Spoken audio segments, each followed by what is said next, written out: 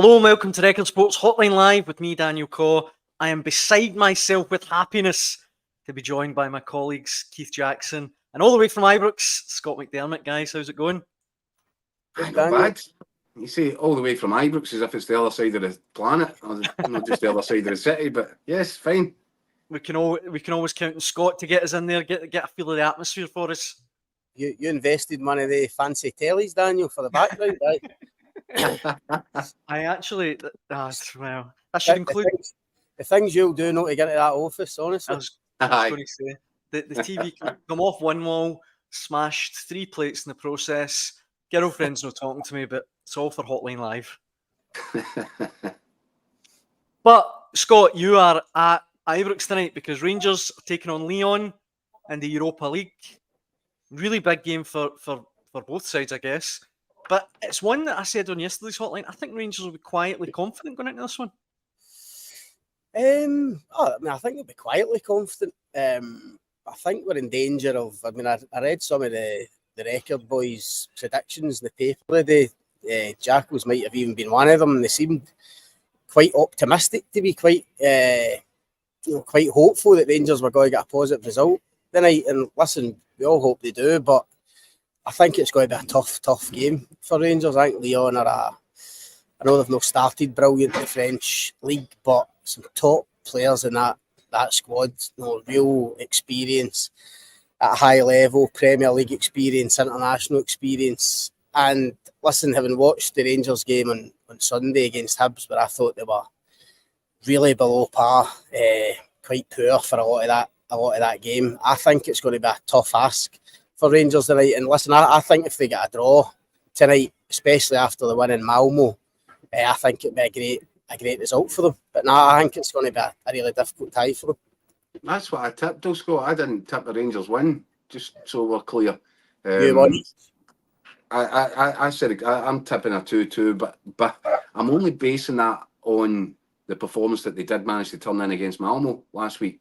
Because if the performance level is anything like it was at the weekend, they can forget about taking anything from this match, and it'll just be a damage limitation job.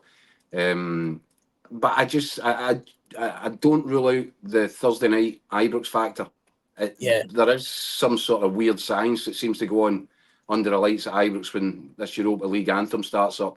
And I think if you get that, if the fans get engaged, if they connect with the team, play starts bouncing, and if Rangers can hit the sort of level they hit against Malmo, I think a point is possible.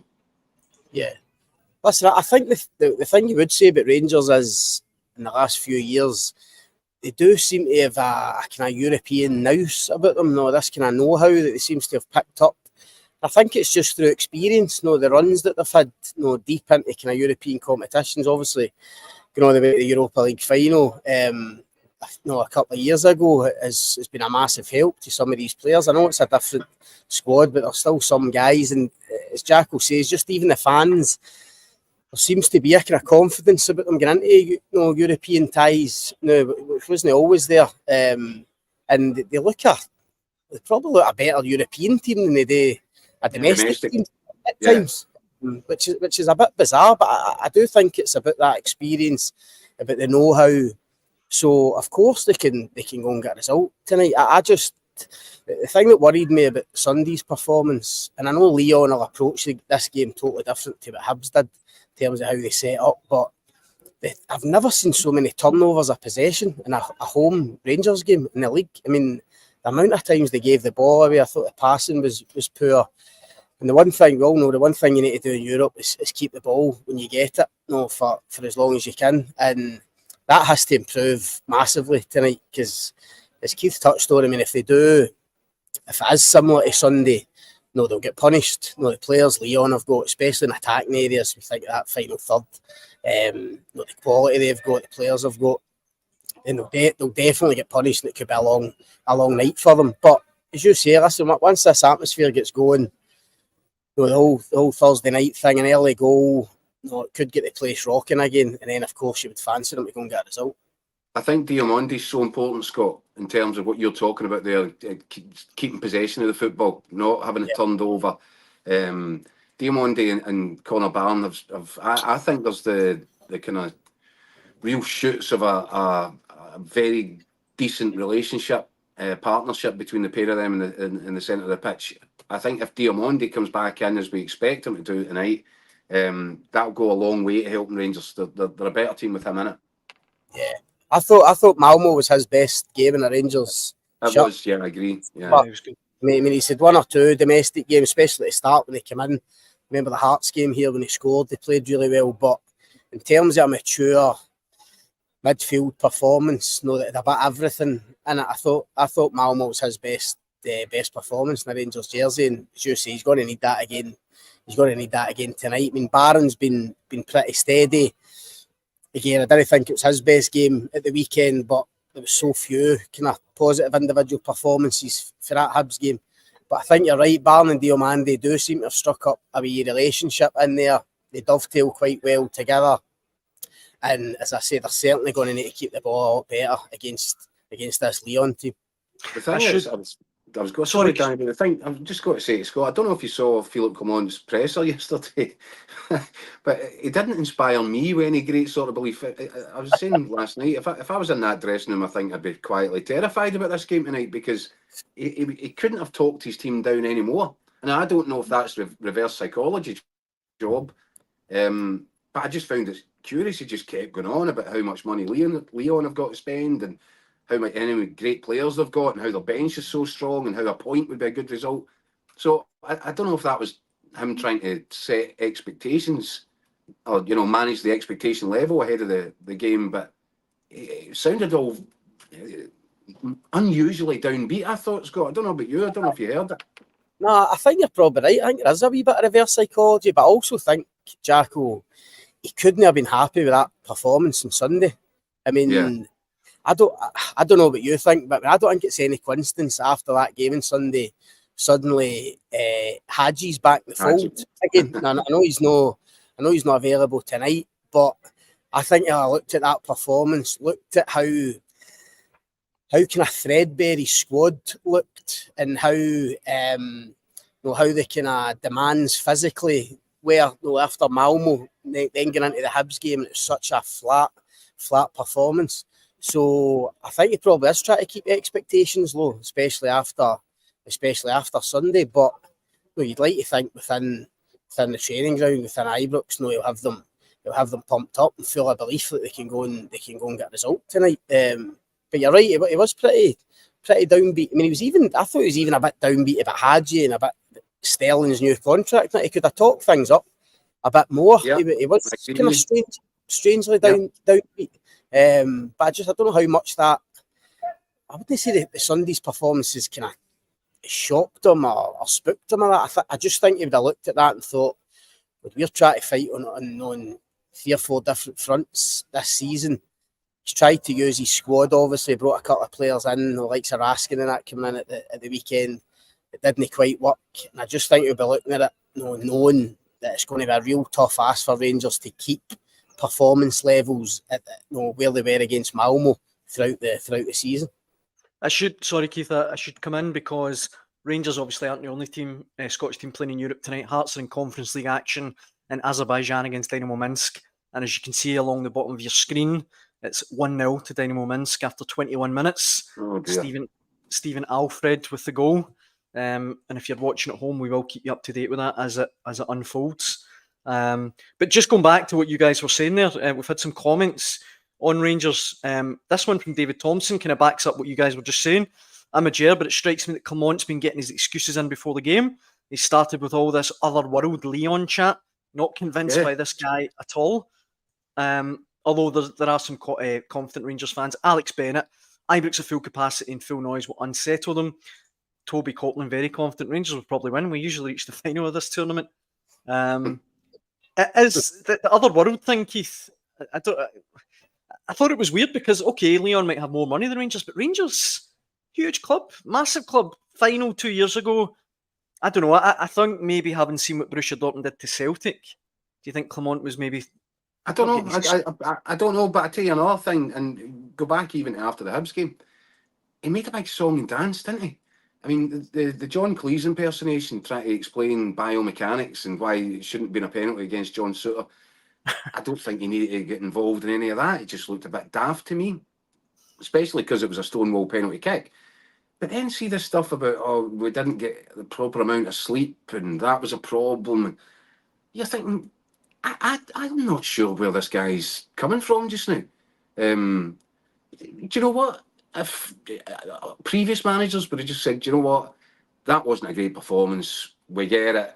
But, you know, we had an energy-sapping trip to Sweden through the week. Do you know what? I was delighted. I was delighted that the boys dug in. Yes, we can play a lot better than that, but you know we showed a different side to us today. We got the win that we needed, and you know it all goes on to next week. But he was just coming out with excuses and theories about lack of sleep affecting it, and I'm just finding him a pretty hard guy to listen to right now. I agree on the penalty thing. I mean, I know it's kind of a bit irrelevant now, but I agree. I thought he made a big deal out of it when there was no need to. It almost felt like, you know, because they'd won the game, and obviously the penalty had been saved, and as Jack was saying, it was pretty clear penalty. I don't think anybody was surprised that it was a penalty. I almost felt like he was kind of wasting an appeal, if you like. Do you know what I mean? Because there'll be worse decisions. There'll be worse decisions go against Rangers in the coming weeks and months of this season, where he will be angry and he will feel hard, doesn't he? So I did think that was a wee bit strange at the weekend. Listen, who knows? Who knows what he's thinking? But honestly, there's no way he'd have been happy with that performance on Sunday. And maybe the whole penalty thing and the tiredness and all that. These things with managers, it can often be, you know, deflection tactics just to take away from I thought it was a really poor performance. I thought Rangers were lucky to go and win that game and get the 3 points. But that's my point, Scott. Should he not just be pleased? He's got the 3 points. That was all that mattered today. Yes, it was a poor performance from the boys, but you know what? You sometimes get that when you're playing Thursdays, Sundays, etc., etc. We've heard it. You've heard it 1,000 times for 1,000 different managers. Exactly. Honestly, many times even the really good Rangers teams under Walter Smith and people like that, they would come back for Europe, be a wee bit lacklustre, but get 3 points, and it's just a case of job done. So can I make him out a molehill for no real reason? And the stuff about Hadji, Scott, as well, I think you're absolutely right. But I think he boxed himself in with that one. And there's another one where I don't think he's dealt with it very cleverly. The fact that he came out at the end of August, start of September, and basically said, we've told this boy he's nowhere near good enough. He'll never be the Rangers number 10 at any point over the next 2 years. So he better find himself a new club. So maybe that's why he had to kind of be careful with his words, because he couldn't do a complete reverse ferret and say, we are so delighted to have this guy back. You know, what a player he could be, what a contribution he might make. He's written him off 4 weeks ago. So he's obviously not happy at how that whole situation's been handled and been dealt with. And I think it was our very own Scott Burns had the story a couple of days ago saying about player power being behind the Hadji decision. Certain players had went to the manager and said, look, you need to include this guy. So if that's happened, Clement, I think he'll probably feel a bit annoyed that he did go so far the other way, saying this guy's not going to be number 10 for the next 2 years. Scott. What's that? He didn't need to do that. He didn't need to say it. Exactly. All he had to say was that there's a contract situation. Until that's sorted out, I can't include him. I mean, yeah. But honestly, I think without being unkind to certain players, I go back to Sunday, and I just think we'll be looking at Vaclav Cherny's performance. Obviously, he had a wee spat with the supporters, which didn't get done too well. I think he's been poor the last few games. Cherny, despite looking quite promising when he first came in, he'll be looking at Kieran Dowell coming on, against Hibs and making a big impression, having a big impact in the game. I think if he has had players in his ear, as well as these factors I'm talking about, I think he's obviously been backed into a corner and felt, right, we need to get this sorted, because this will be like domestically, at least this will be like a new player. It'll add a bit of freshness, a bit of quality to the squad in areas where I think they're struggling a wee bit just now. they're crying out for it, Scott. And but this is the thing. I tell you what, I congratulate the players that did influence that decision, because we were talking about it how many weeks ago. In fact, we might even been talking about it when we were at the Euros. Aye. I think you were. It was inconceivable that Rangers can have a guy of that quality, potential, and natural talent, and leave him rotting away in the B team, paying him, by the way, to be there, while relying on guys like Scott Wright, Rabbi Matondo, Kieran Dowell. It's just been absolutely crazy. And as I said the other night, I'm pleased for Hadji, because he's behaved himself impeccably. Exemplary behaviour as a professional. Hasn't thrown the rattle at the pram. Has completely behaved. He's been into training, one of the first in every morning, one of the last to leave, doing extra sessions, gym work. He has just been the ideal professional. And probably because of that behaviour, it's probably made the decision a bit easier for Clement, because he's not been throwing tantrums or causing problems. But actually, I really believe that if he gets a chance, and this will be the interesting bit to see if Clement does give him a chance. We know that can't happen tonight, but if he does get a chance, and Clement even yesterday was saying, well, that might be some time away. But if the chance does finally arrive for Hadji, I think he's going to take it, because I saw signs before Michael Beale sent him packing on loan that summer, after coming back into the team towards the end of the previous season and looking rusty as anything, I felt at the start of that season, he looked to me like a guy that had spent about 6 weeks in a gym, just getting himself ready, prepared, sharp. I could see him making a real impact if he's allowed to get a chance. And you know why, Jacko? I think this is probably the biggest thing Rangers will get out of it. I think Hadji will be so hungry now to come back and make a point. Honestly, I mean, I don't know what he's been like in training, but I could just imagine him, knowing the type of player he is and the type of boy he seems to be. I can just imagine him coming into training, giving absolutely everything. Just to show the manager, you shouldn't have left me out in the cold. I should have been in this squad, right for the start. We could have sorted this earlier, and I could have really added something to this squad. Honestly, I think they're going to get a really, no matter what happens in the future. Listen, it might only be until the end of this season. I just think they're going to get a really hungry young guy when you consider what he's been through with injury, this kind of contract situation, coming back. I agree with you. I think if he gets a chance, and I think he has to get a chance, even if Clement didn't want it, I think he'll be forced into giving him a chance, whether that's through lack of numbers in the squad or even just fans demanding that he gets a go at it. I expect him to take it. I think he could end up actually being a really important player for Rangers. And there you've just highlighted the potential problem for Philip Clement giving him that chance, Scott. Because what if he gets a chance domestically and week in, week out, he's their best player? And yet they can't use him in the Europa League because somebody wasn't bright enough to address this situation and nail it down weeks ago, months ago. How bad would that make everybody look if Hadji comes in and becomes consistently one of the better performers and he's not in the European squad? Yeah, and then there'll be questions, of course, arise for that, which are, what difference could he have made in the Dinamo Kiev games? Do you know what I mean? The Champions League qualifiers. People might think you're clutching at straws a wee bit, but listen, there wasn't much in the Dinamo Kiev games. Rangers lost it.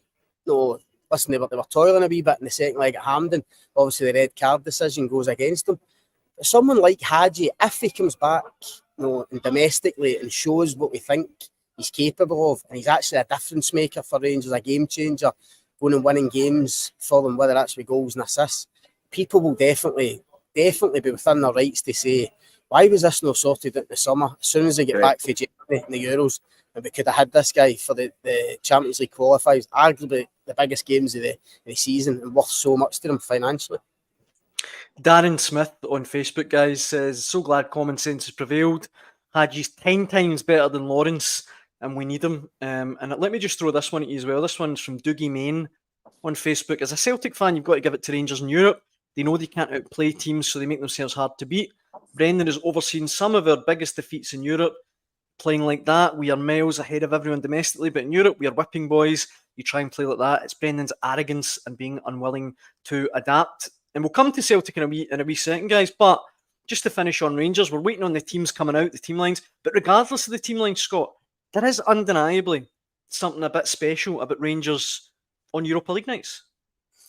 100%. And listen, it goes back to the run to Seville, obviously. I mean, that's where they really hit the heights, you know, on and off the pitch. You know, the atmospheres for those games when they went in that run. You're talking about Celtic, obviously, getting a doing off Dortmund. I mean, those Dortmund games that season for Rangers really kicked the whole thing off. Winning over there, finishing the job at Ibrox, you know, beating a team of that calibre. That's what gave players and fans the belief, you know, to go in that run. And as you say, listen, it's hard to kind of put your finger on it. I think we've spoken about this a million times, but with both the old firm clubs, I think there's an acceptance now that the Europa League probably is the Rangers and Celtic's level, and you've got a real chance to progress in the competition, a realistic chance of progressing. So I think the fans here, they realise that, they accept that, they know 9 times out of 10 there'll be teams here in the Europa League that, you know, if they're at the top level, they can go and beat. And as I say, they'd love another run. Whether they're going to do quite as well as a couple of years ago, obviously circumstances are a wee bit different. But they would love another run at it. And given the result they got, obviously in match day 1, if they could follow up tonight, then they'll genuinely feel as if they've got a real chance to get through. Obviously, it's a tough group, as we know, and there's bigger, more difficult games coming up. Yeah, I think, Scott, that this kind of Rangers European form started to build under Gerrard, because they came from nowhere. You know, Pedro Senior standing in a bush, that was where they came from. And when Gerrard picked up, and all of a sudden they just started getting a bit of traction in Europe, didn't they? And at that point, it all came from there, from that period, and it built up to the run to Seville. I think it was a mentality thing, Jack. And I agree. I think Steven Gerrard started it. I remember at the time that there was Rangers fans, a wee bit into Gerrard's reign. It was genuinely fans were almost getting frustrated that Europe seemed more important to Gerrard than domestic match. It was only when it came to stopping 10 in a row, stopping Celtic's 10 in a row, that it was as if, the league is the most important thing. But you think of Gerrard as a guy and as a player, steeped in European history at Liverpool, it did mean a lot to him. And when he came up here, obviously Rangers had been in the doldrums, European-wise, and he was determined to get them back to a level. And I think it was that night in Ufa, in Russia, was it 9 or 10 men they had, and they managed to get through.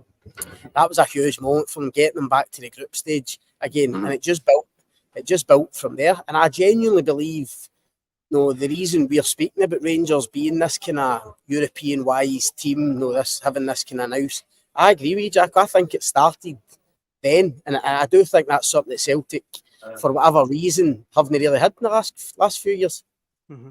Well, on Celtic, Keith, there's not a lot more for us to say about the kind of fallout from the Borussia Dortmund game. The one thing that I bring up is that on Record Sport Online today, Record Sport's Robbie Copeland has written a really interesting piece about how the goal difference is going to be absolutely crucial for Celtic. There's 9 teams tied on points now, and Celtic are down at the bottom because, they lost so heavily the other night.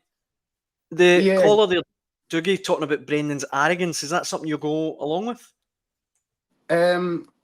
Well, there's 2 words.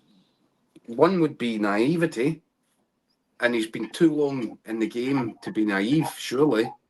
So there's I guess a thin line between confidence, self-confidence, and arrogance.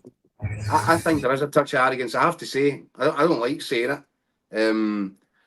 but I find it hard to fathom any other reason why he would set the team up in the way that he did. And it's not the first time we've discussed this. But one of our contributors on Hotline Live actually sent me some quotes earlier today from Brendan Rodgers that he's unveiling in June 2023 after he returned to Celtic. And obviously he'd made previously, I think in the May, he'd arrived at Celtic Park and spoken then and said that Europe was going to be the big thing for him, progress in Europe. And he had to play the European card because he couldn't exactly say, I'm back here to give you domestic dominance, because Ange Postecoglou's just did that, and he's done it in a style that the fans preferred. So he was maybe corralled into saying, well, the one thing that I can promise you, the one thing that Ange wasn't able to do is deliver success in Europe. Mm-hmm. So that's interesting. So, because previously, if you remember, I was at his last European game as Celtic manager, first time round, it was away to Valencia, and it didn't end well. But at that time, he'd say, you know, I'm not going to change my system. We are going to play the same way in Europe as we do at home. That's the only way the players learn. They'll get confident because they'll realise they can play this same style of football in Europe. That's what makes them better. Telling them they're not good enough and that they have to park a bus, well, that's bad for their confidence. It doesn't help anything. The team can't grow. That was his view. So I was interested when he came back. Well, how pragmatic are you going to be? Are you changed? Did your spell in English back in the English Premier League with a smaller club, did that help change how you look at games tactically, and what strategy you'll employ when you come up against a bigger side? And in June, he said he referred to a 5-2 win, some win for Leicester City at Man City. It was during the sort of COVID years, empty stadium. But he says, you always go out to be offensive and aggressive in games, but it was something I looked at when I went back to England. The very first game I ever did it brought more pragmatism into my team was when we beat Man City away 5-2. That was the first time I ever went into a game where I wasn't pressing high and really being super aggressive on the pressure. We closed up the space much deeper. That was part of my growth as a coach, because I thought, okay, it's not how I see the game and how I want to play, and 90% of the time I won't do it. But when you're up against an opponent that actually wants to attract you out and exploit the space, there are always ways you can win.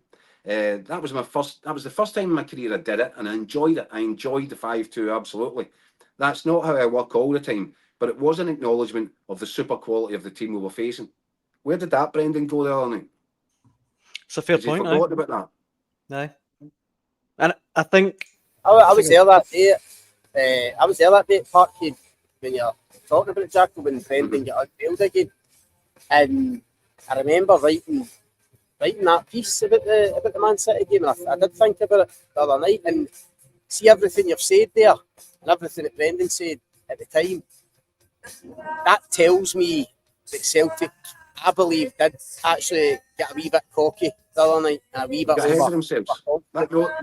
Honestly, because there's no other explanation for it. I think they went into that game. No, listen, maybe cocky is the wrong word, but I think they looked at Dortmund and thought, nah, the way we are playing, the way we've started, what we did against Bratislava, we can actually go over there and have a go at them and go toe to toe with them. And right, obviously, okay. in hindsight, it was totally the wrong move. All right, Scott. I think you're right. Then I've got a question for you. It's the same one as Daniel gave to me. Is that arrogant or is it naive? It has to be one or the other.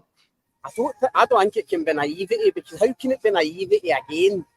I mean, it's already happened so many times. As you say, that his quotes when he was unveiled again, it was clear he'd learned from it. He said he wasn't going to make the same mistakes. So that's why I don't think it is naivety. I genuinely believe they bit off more than they could chew the other night. They thought, I think they looked at Dortmund.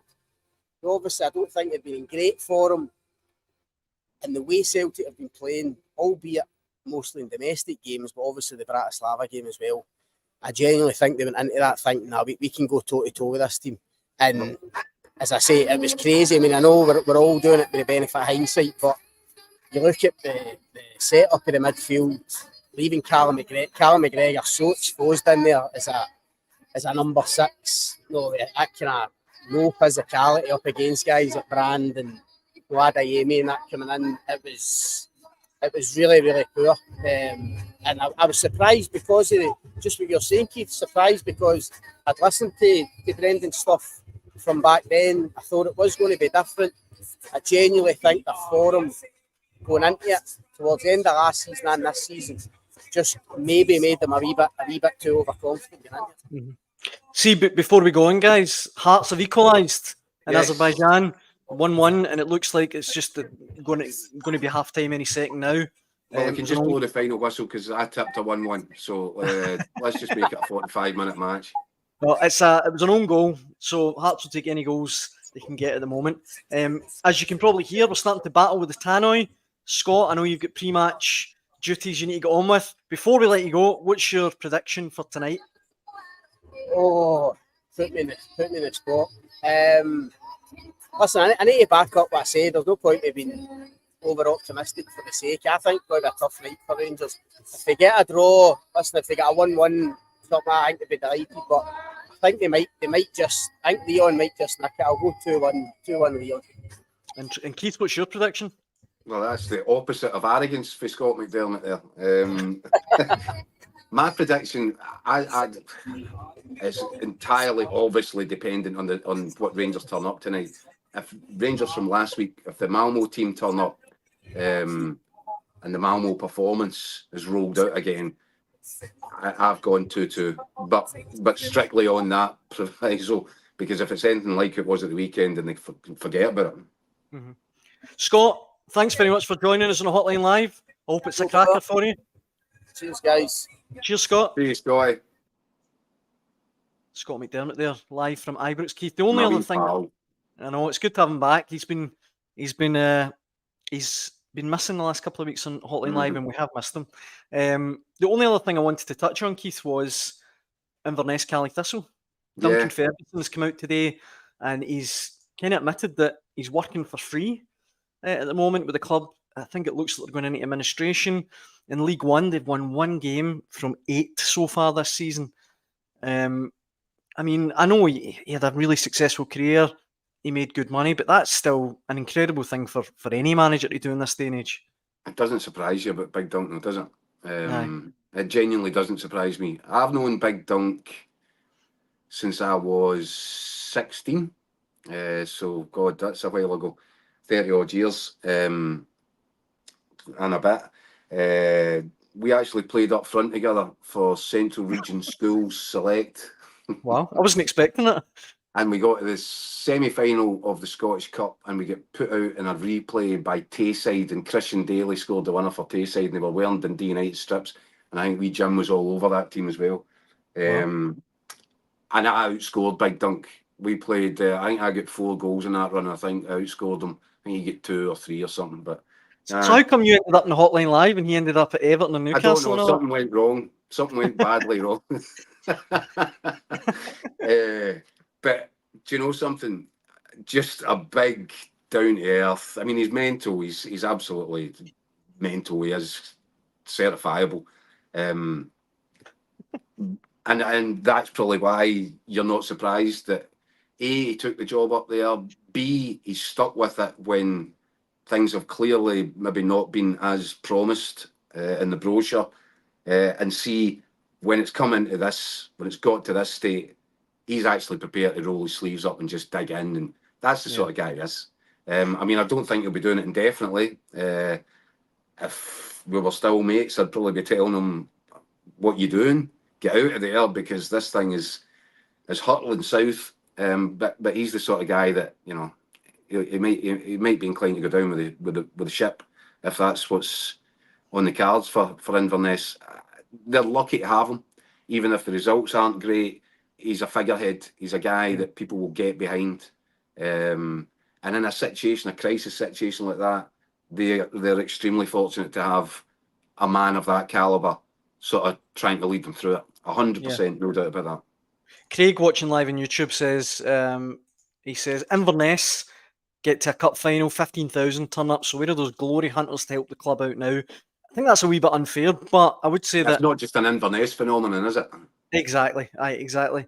I did like having Inverness as a kind of prominent team getting to cup finals in the Premier League. It was cool having a team from the Highlands, you know. Yeah. Do you know why you liked it? Because you never had to go and report on it. So you didn't need to get up at 6:30 in the morning to drive up to Inverness for the 12 o'clock kickoff. That is true. That is true. I did have to go to Ross County once, but you know, that is true. Once. All right, once, okay, cool boy. But you do. I mean, it seems unlikely at this point, but you do hope that Inverness can somehow bounce back. I think they've got a tricky road to navigate here, don't they? It's starting to look pretty bleak. I think there's been more upheaval in the boardroom. I think this is full-blown crisis time now. And you just hope that they find a way, wherewithal financially to get through it and get out the other end. You wouldn't want to see a club like that, who has contributed so much to the kind of fabric and the history of Scottish football, albeit over recent times. You wouldn't want to see them kind of be facing a situation where they go to the wall, that's for sure. But I don't know. It doesn't feel good. It doesn't have a good feel about it at all. Yeah. And that's why I'm saying I genuinely think they're lucky that they've got Duncan Ferguson there. And you never know, just because of his sort of leadership qualities, people might be enthused to get behind him in a way that maybe ordinarily they just close the curtains on. Joseph Agnew watching live on YouTube, just to finish with this, Keith, he says, refers back to your school days. You don't look a day older. Good for you. Joseph, I think you need to get to Specsavers. I had a hard paper round you, so this is what I look like as a teenager. Look, Keith, on that note, I think that brings us to the end of Thursday's Hotline Live with Record Sport. If you got involved in the comment section, we really appreciate it. We'll be back on Sunday to bring you all of the latest SPFL news. And before we go, Hearts are 1-1 with Dinamo Minsk at half-time. So fingers crossed they can get over the line in that one. Keith, thanks very much. You're welcome. And thanks for watching at home. Cheers. Cheers.